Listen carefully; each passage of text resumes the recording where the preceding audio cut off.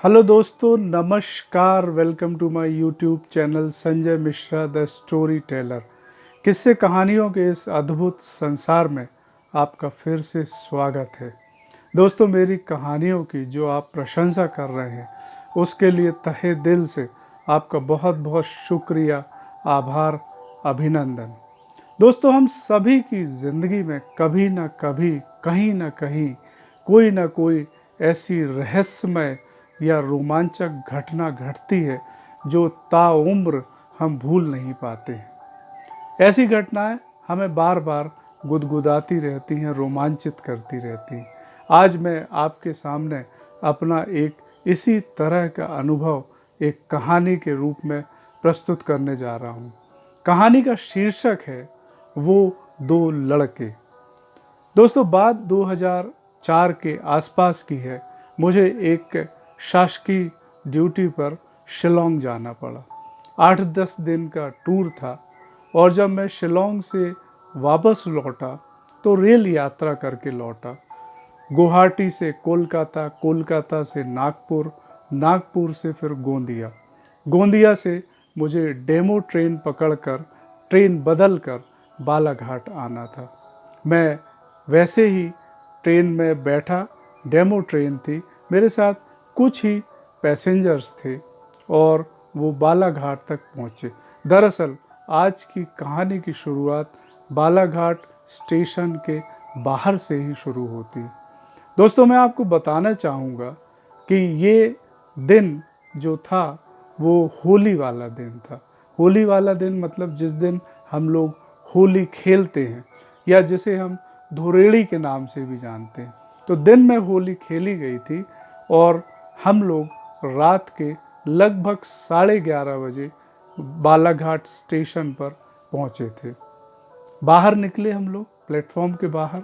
मेरे मन में ये था कि कोई भी टैक्सी या ऑटो जो भी मिलेगा उससे मैं पूरी तरीके से हायर करूँगा, इंडिपेंडेंट हायर करूँगा और वारासिवनी तक का 20 किलोमीटर का सफ़र तय करके घर पहुँच जाऊँगा।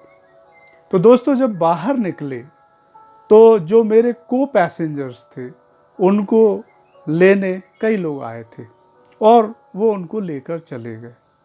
अब मैं अकेला खड़ा था, ना वहाँ कोई टैक्सी ना कोई ऑटो। बड़ी पशुपेश की स्थिति थी कि क्या करें। 11:30 पौने 12 का समय हो रहा था। मैंने कहा चलो आगे बढ़ते हैं, हनुमान चौक पर ज़रूर कोई साधन मिलेगा। मैं पैदल चलते हुए जब वहाँ पहुँचा तो वहाँ का दृश्य भी अजीब व गरीब था। जिस चौराहे पर हमेशा भीड़ भाड़ रहती थी, लोगों का रश रहता था, गाड़ियों की आपाधापी रहती थी, दुकानें खुली रहती थी, वहाँ भी बिल्कुल सन्नाटा था। एक भी इंसान दिखाई नहीं पड़ रहा था। मैं ये सोच रहा था कि अब क्या किया जाए, लेकिन मन में कहीं ना कहीं उम्मीद की किरण थी और मैंने ये सोचा कि चलो सर्किट हाउस रोड पर चलते हैं, वहाँ रास्ते में कुछ ना कुछ ज़रूर मिलेगा। मैं आगे बढ़ने लगा। मैं दोनों तरफ देखते जा रहा था सड़क के, कोई भी दुकान नहीं खुली थी और कोई भी इंसान नहीं दिखाई पड़ रहा था। मुझे ये बड़ा अजीब भी लग रहा था क्योंकि मैंने भी बहुत सी होली के त्यौहार देखे हैं, धुरेड़ी के त्यौहार देखे हैं, लेकिन ऐसा समय कभी नहीं आया कि रात को 12 बजे सड़कों पर पूरी तरह से सन्नाटा छा गया था। लेकिन उस रात ऐसा ही था। मैं आगे बढ़ रहा था, तभी मैंने क्या देखा, कुछ कुत्ते जो वहाँ बैठे हुए थे अचानक मुझे देखकर ज़ोर ज़ोर से आक्रामकता के साथ भौंकने लगे। मुझे डर लगा। रात का समय था, सन्नाटा था, अकेला था, डर लगा। और यकीन मानिए वो कुत्ते मुझे उस वक्त शेरों जैसे दिखाई पड़ रहे थे। मैं थोड़ा आगे बढ़ता, वो भौंकते हुए मेरे पीछे आ जाते, फिर मैं रुक जाता, फिर आगे बढ़ता, वो फिर पीछे आ जाते, फिर मैं रुक जाता।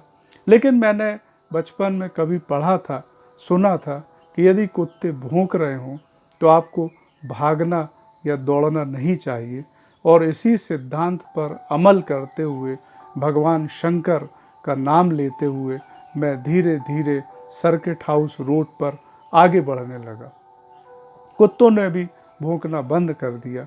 मैं थोड़ा आगे गया और रुककर पीछे देखा तो कुत्ते मेरी तरफ देख रहे थे, गोया वो ये कह रहे हों कि मिश्रा जी जाइए, आज आपको बख्श दिया, जाइए घर पहुंचिए, आराम कीजिए। मैं आगे बढ़ता गया। दोस्तों, जब मैं एक्सीलेंस स्कूल के सामने पहुंचा तभी अचानक मेरे बाजू में पता नहीं कहाँ से एक मोटरसाइकिल आकर रुकी जिस पर 2 लड़के सवार थे। दोनों लड़के मुझे बड़े अजीब से लग रहे थे। लगभग 21-22 साल की उम्र होगी दोनों की। हेयर स्टाइल अजीब सी थी, कपड़े भी अजीब से थे। कुल मिलाकर वो मुझे संदिग्ध लग रहे थे। क्योंकि चारों तरफ सन्नाटा था, सुनसान था, मुझे यहाँ भी डर लगा कहीं ऐसा ना हो कि ये लड़के लूट लें, कुछ गलत कर दें, क्योंकि आज का समय बहुत अच्छा नहीं है।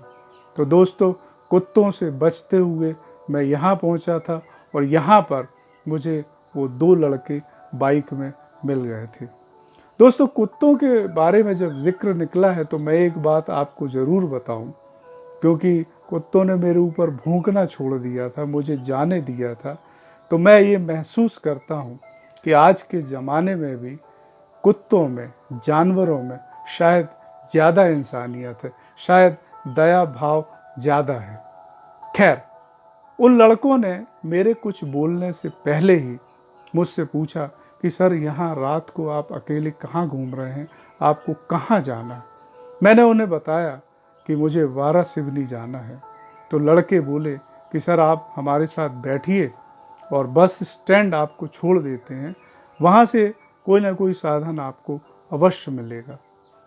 मैं उनके साथ गाड़ी में पीछे बैठ के बस स्टैंड तक पहुँचा।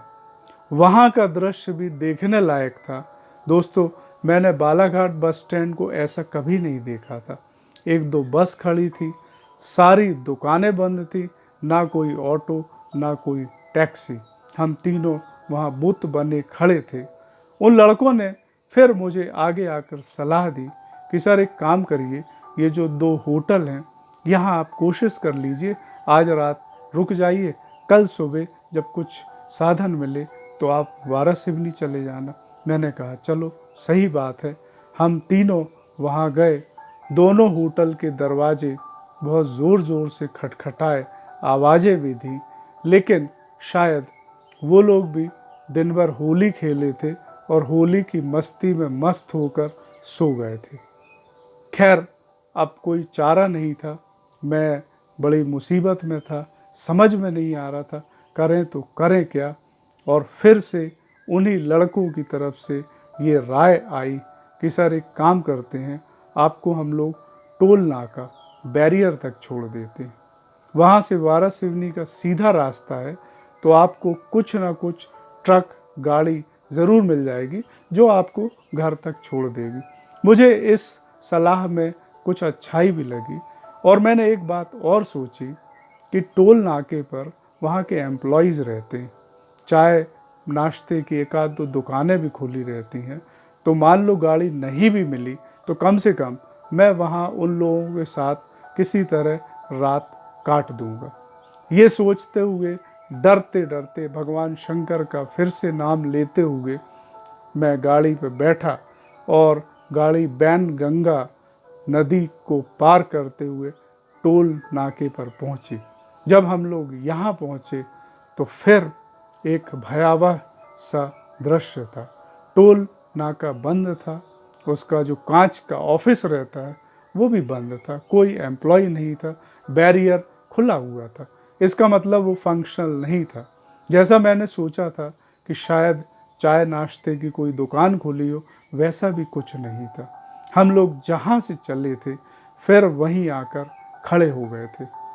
अब मेरा धैर्य भी जवाब दे रहा था, क्योंकि मैंने आपको बताया है, मैं आपको फिर से इस बात का जिक्र करना चाहूँगा कि जब कभी हम लंबी यात्रा से वापस लौटते हैं तो हमारी इच्छा होती है कितनी जल्दी हम परिवार से मिल लें। इसी चक्कर में मैंने 2-2:30 बजे लंच किया था और अभी 12:30 बज रहे थे। मैंने तब तक कुछ नहीं खाया था। मैं ये सोच रहा था घर पहुँच के फैमिली के साथ खाना खाऊंगा। दोस्तों, अब वहाँ पर ये स्थिति थी कि मैं क्या करूं। और फिर हमेशा की तरह उन लड़कों की तरफ से एक विचार आया। बोले सर अब एक काम करते हैं, कोई गाड़ी तो यहाँ आपको मिलेगी नहीं, चलिए हम लोग आपको वारासिवनी आपके घर तक छोड़ देते हैं। लेकिन मेरे मन में कहीं न कहीं डर था। उस डर का एक कारण ये भी था कि वारासिवनी के रास्ते में 4-5 किलोमीटर का एक ऐसा हिस्सा है जो जंगल है। दिन में भी वहाँ लोग जाने से डरते थे, तो अभी तो रात थी और रात भी ऐसी भयानक थी कि दूर दूर तक कोई इंसान दिखाई नहीं पड़ रहा था, लेकिन कोई विकल्प नहीं था। तो मैंने उनके विचार में हामी भर दी और मैं उनके साथ फिर से गाड़ी में पीछे बैठकर आगे बढ़ा। दोस्तों, रास्ते में मैं उनसे अपनी तरफ से कुछ कुछ बतियाते हुए चल रहा था।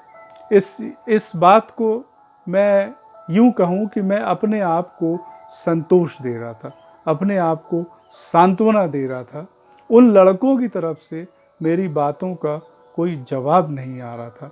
संदिग्धता बढ़ती जा रही थी। हालांकि अभी तक ऐसा कुछ हुआ नहीं था, लेकिन डर तो डर होता है। मेरे गले में सोने की चैन थी, उंगलियों में 2 सोने की अंगूठी थी और लगभग 15-20 हज़ार का कैश था। लूटने का डर था और मुझे ये बात भी लग रही थी कि ये लड़के भी कुछ अजीब से लग रहे हैं, संदिग्ध लग रहे हैं। खैर, गाड़ी आगे बढ़ती गई और उस जंगल वाले रास्ते पर पहुंची। तब मेरा डर और बढ़ गया और जब बीचों बीच जंगल में उन्होंने गाड़ी रोक दी, तब तो मेरे पैरों के नीचे से ज़मीन खिसकने लगी। मुझे बहुत ज़्यादा डर लगने लगा। गाड़ी रोककर मैं भी उतरा, वो दोनों उतरे और उन्होंने मुझे ऐसे इशारा किया। मैं समझ गया कि ये फारिग होना चाहते हैं और वो आगे बढ़ गए। मेरा डर कम हुआ लेकिन ख़त्म नहीं हुआ था। इसी दरमियान मैंने बैग बाइक में रखकर एक छोटी छुरी, चाकू जो मेरी पत्नी ने फल काटने के लिए रखा था, उसे निकालकर अपनी जेब में रख लिया। मैंने ये मन बना लिया था कि यदि कुछ गड़बड़ होती है तो मुकाबला किया जाएगा, देखा जाएगा, फिर जो होगा। खैर, वो लड़के आपस में कुछ बुदबुदाते हुए वापस आए और जब मेरे पास पहुँचे तो जो लड़का अभी तक बीच में बैठा हुआ था, उसने कहा कि सर अब आप एक काम करें कि आप बीच में बैठें, मैं पीछे बैठूंगा। मुझे ये अच्छा नहीं लगा, मैंने उसको मना किया। हमने कहा नहीं, जैसे आए थे अपन वैसे ही चलते हैं, मुझे बीच में बैठने में कंफर्ट फील नहीं होगा। उसने मेरी बात मानी और फिर वो बीच में बैठ गया, मैं पीछे। गाड़ी हमारी आगे बढ़ने लगी। हल्की हल्की ठंडी हवा चल रही थी। मनोरम दृश्य था, लेकिन इतने अच्छे प्राकृतिक माहौल में भी एक बात जो मुझे बार बार डरा रही थी, वो उन लड़कों की वेशभूषा, उन लड़कों की प्रकृति, उन लड़कों की हेयर स्टाइल और व्यवहार में एक अजनबीपन, एक अजीबियत थी। लेकिन गाड़ी बढ़ रही थी। इसी दरमियान जो बीच में बैठा लड़का था, उसके पास एक फ़ोन आया, पता नहीं कहाँ से, किसका। उसने जवाब देते हुए कहा कि हाँ, हम लोग थोड़ी देर में पहुंच रहे हैं और काम अच्छे से हो जाएगा। जब उसने इस बात पे जोर दिया, काम अच्छे से हो जाएगा, तब मेरा डर फिर से बढ़ गया। फिर हम लोग आगे बढ़ रहे थे। मैं शंकर जी का नाम लेते हुए तरह तरह की बातें उन लड़कों से कर रहा था। हालांकि उनकी तरफ से अभी भी कोई ऐसा जवाब नहीं आ रहा था। ऐसे करते करते हम लोग वारासिवनी पहुंच गए और उन्होंने गाड़ी मेरे क्वार्टर के सामने लगा दी। दोस्तों, मैंने बहुत राहत की सांस ली। मैं गाड़ी से नीचे उतर गया। वो दोनों लड़के गाड़ी में बैठे रहे। मैंने हाथ जोड़कर उन दोनों को धन्यवाद कहा और अपनी तरफ से 500 रुपये का नोट निकालकर जो गाड़ी चला रहा था लड़का, उसको देना चाहा। उसने मना कर दिया। उसने कहा कि सर हम लोगों ने आपकी मदद इंसानियत के तौर पर की है और इंसानियत की कोई कीमत नहीं होती। मैंने कहा कि बेटा तुमने बिल्कुल सही कहा, तुम्हारी इंसानियत का कोई मोल नहीं हो सकता, लेकिन तुम अभी शायद पढ़ते होगे, छोटे हो, तो ये 500 का नोट तुम रख लो और पेट्रोल भरा लेना। और वो नोट मैंने उस लड़के की जेब में डाल दिया। उन्होंने गाड़ी पलटाई और जाने लगे। मैं हाथ जोड़कर उन लड़कों को तब तक देखता रहा जब तक वो मेरी आंखों से ओझल नहीं हो गए। दोस्तों, इसके बाद बालाघाट जाना मेरा शायद 1000 बार हुआ होगा, लेकिन वो लड़के कभी नहीं दिखे। मेरे मन में कुछ प्रश्न आज भी कौंधते हैं कि वो लड़के कौन थे, अचानक कहाँ से आ गए थे और उन्होंने मेरी सहायता क्यों की। ऐसी भयानक रात में जब दूर दूर तक कोई इंसान नहीं दिखाई पड़ रहा था, वो लड़के मुझे घर तक सकुशल छोड़ते गए। मुझे अपने ऊपर थोड़ा गुस्सा भी आ रहा था कि बताओ, इतने अच्छे लड़कों पर मैंने शक किया, बेवजह शक किया। तो दोस्तों, मैं बालाघाट जब भी जाता था तो मैं ढूंढता था कि वो लड़के कहीं मिल जाएं, मैं एक बार फिर उनके प्रति अपनी कृतज्ञता ज्ञापित कर दूं, लेकिन दुर्भाग्य से वो लड़के कहीं नहीं मिले। तो दोस्तों, ये कहानी थी आज की।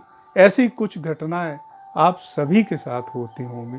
ये मेरे साथ घटी हुई एक घटना थी। इस कहानी का समापन मैं कुछ संदेशों के साथ करना चाहता हूँ। पहली बात ये है कि हमारे ऊपर कभी भी मुसीबत आए तो हमें अपना आत्मविश्वास, कॉन्फिडेंस खोना नहीं चाहिए। कोई ना कोई रास्ता ज़रूर निकलता है।